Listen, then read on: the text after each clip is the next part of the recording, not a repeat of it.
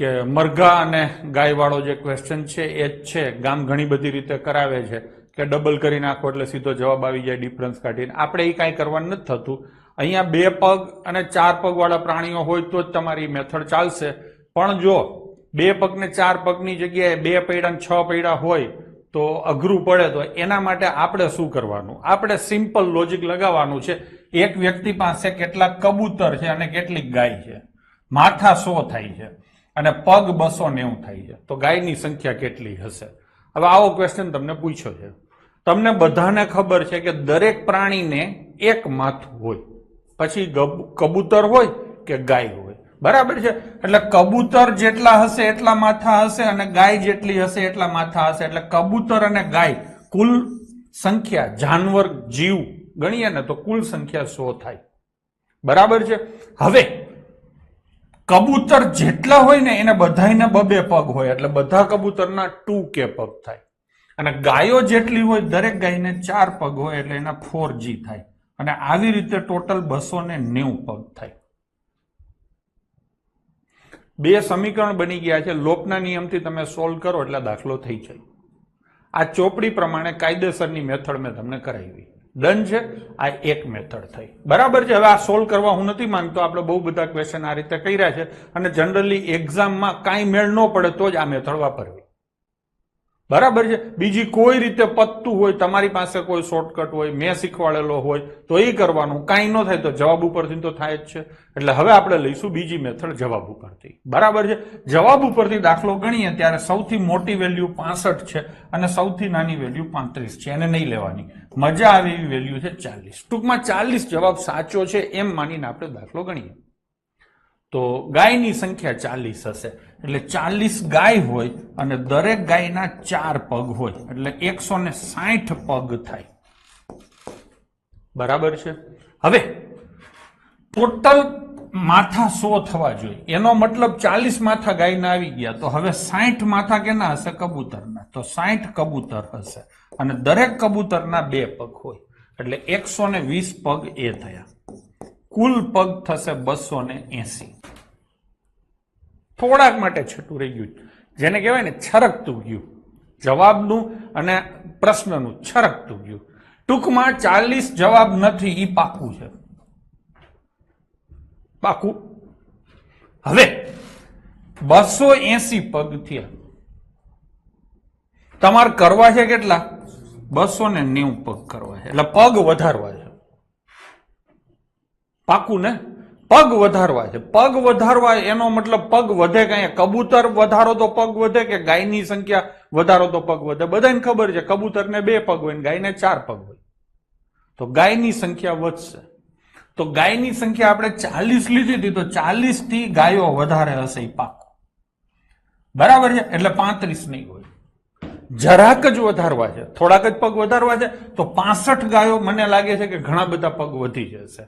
તો ગાય કેટલી આવશે? 45, બરાબર છે? તો આ જવાબ તમારો સીધો આવી ગયો એક ટ્રાય કરવાથી. માની લો કે એક ટ્રાયમાં જવાબ નથી આવ્યો, તમને દિશા તો મળી ગઈ ને કે 40 નહીં આવે પણ 40 થી ઉપર આવશે.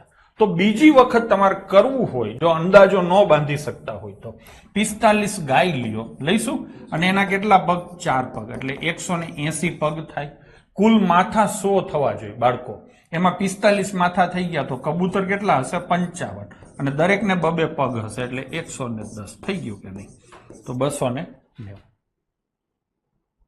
ડન છે? તમને આમાં કોઈ લોડ ના પડવો જોઈએ. સામાન્ય બુદ્ધિ વાપરીને તમે આ દાખલો ગણી શકો છો જવાબ ઉપરથી. જેટલી સામાન્ય બુદ્ધિ વધારે વાપરશો એટલા તમારે જવાબના અખતરા ઓછા કરવા પડશે. મોટા ભાગે હું એવું કહું કે 10 માંથી 7 દાખલા તમે એક ઝાટકે કરી શકશો અને બાકીના 3 દાખલા છે એના માટે બીજો ઝાટકો મારવો પડશે. તો આ બેસ્ટ મેથડ છે. થઈ ગયું. અને ત્રીજી મેં ડેવલપ કરેલી મેથડ, જેને છોકરાઓ બોલે છે હકીકત અને કલ્પનાની મેથડ, હવે આપણે એનાથી કરશું. જે પૂછેલું હોય ને એના કરતા ઊંધું ધારવાનું. હરખું સાંભળજો, આખી મેથડ ડેવલપ કરીએ છીએ. અને આ મેથડ ખાલી આ ચેપ્ટરમાં નથી, આગળ ટકાવારીમાં આવશે, એના પછી વ્યાજમાં આવશે, બધા ચેપ્ટરમાં આ મેથડ તમે વાપરી શકો છો. જે પૂછ્યું હોય એનાથી ઉલટું ધારવાનું. પૂછ્યું છે શું? ગાય. કુલ ગાયની સંખ્યા કેટલી છે? તો આપણે શું ધારવાનું? ધારો કે બધા કબૂતર છે. એથી ઉલટું બધું ધારવું, જે પૂછ્યું છે તેનાથી ઉલટું બધું ધારવું. એટલે બધા કબૂતર છે તો કેટલા કબૂતર થાય? 100 કબૂતર. 100 કબૂતરના 200 પગ થાય. આ આપણી કલ્પના છે. શું છે? કલ્પના. અને હકીકત શું છે? તો કે પગ. કેટલા પગ છે? 290.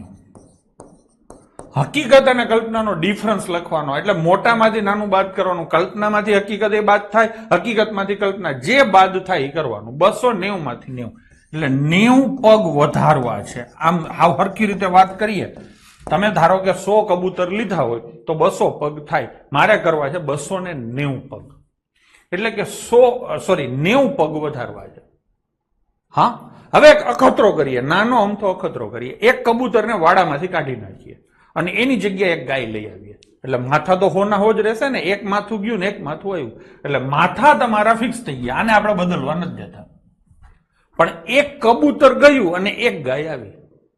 હવે પગની ભાષામાં વાત કરીએ તો 2 પગ ગયા. એક કબૂતર ગયું એટલે 2 પગ ઓછા થયા, એટલે 2 પગ માઇનસ થાય. અને એની સામે એક ગાયને આપણે દોરી બાંધીને લઈ આવ્યા, એટલે એના 4 પગ આવ્યા. એટલે ફરક એક ગાય આવે ને એટલે 2 પગ વધે. એક ગાય આવે ને બાળકો એટલે 2 પગ વધે. તમારે 90 પગ વધારવા છે તો આવું આવન જાવન કેટલી વાર કરવું પડે? 45 વાર. તો 45 વાર આવન જાવન કરશો તો તમારા વાડામાં 45 ગાયોની એન્ટ્રી થઈ જશે. તો કેટલી ગાય હશે? 45. ખબર પડી? મેં આખી વાર્તા વ્યવસ્થિત રીતે કરી. તમને ખબર છે કે કોઈ પણ ક્વેશ્ચન આપણે પહેલી વાર કરતા હોય ત્યારે વ્યવસ્થિત રીતે કરીએ છીએ. સમજાણું? હવે આને થોડુંક હજી ટૂંકાવીએ. મેં વાર્તા કરી ને, તમે પેલા કલ્પના કરવાની. કઈ બાજુ કલ્પના કરવાની? ઉલટી સાઈડ કરવાની. એટલે અહીંયા ગાયો પૂછી છે, બધા કબૂતર લઈએ તો 100 કબૂતર હોય તો 200 પગ થાય. તમારે 290 પગ કરવા છે તો સીધું એક વાક્ય છેલ્લું કાઢી લ્યો, 90 પગ વધારવા છે. હવે એક કબૂતર જાય અને એક ગાય આવે તો 2 પગ વધે. 90 પગ વધારવા હોય તો 45 ગાયો લાવવી પડે. બસ થઈ ગયું. ડન છે? તો આ રીતે થાય.